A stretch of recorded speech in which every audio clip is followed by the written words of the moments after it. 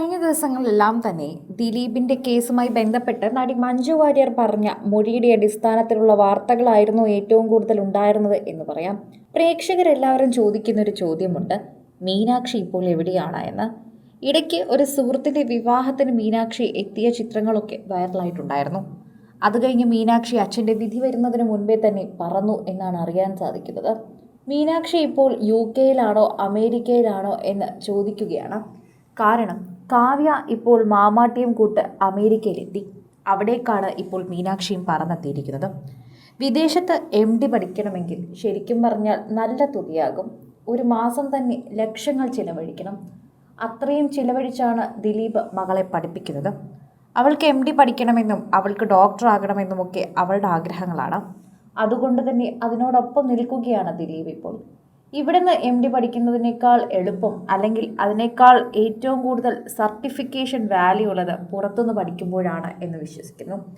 അവിടെയാണ് മീനാക്ഷിക്ക് സ്പെസിഫൈ ചെയ്യാനുള്ള ചില ഏരിയാസ് ഉള്ളത് എന്ന് പറയുന്നു.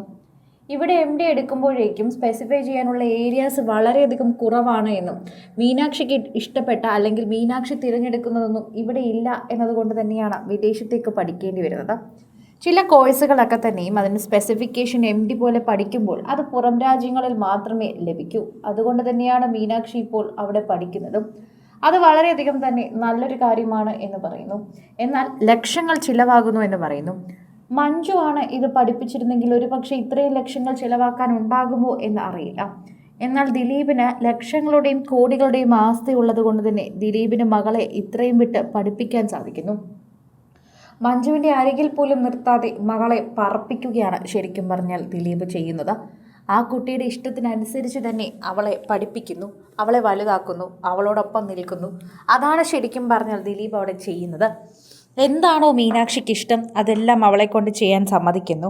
അതിലൂടെ തന്നെ അവളുടെ പ്രീതി എന്നെന്നും അവളുടെ അച്ഛനിൽ തന്നെ നിലനിൽക്കും. അത് ശരിക്കും പറഞ്ഞാൽ ദിലീപിൻ്റെ ഒരു വലിയ ബുദ്ധി തന്നെയാണ്. കുട്ടികളെ കുട്ടികളുടെ ഇഷ്ടത്തിന് പഠിപ്പിക്കാനും അവരുടെ സ്വാതന്ത്ര്യത്തിന് വിടുമ്പോൾ അത് ശരിക്കും അവരുടെ തന്നെ സ്നേഹം വാങ്ങലാണ്.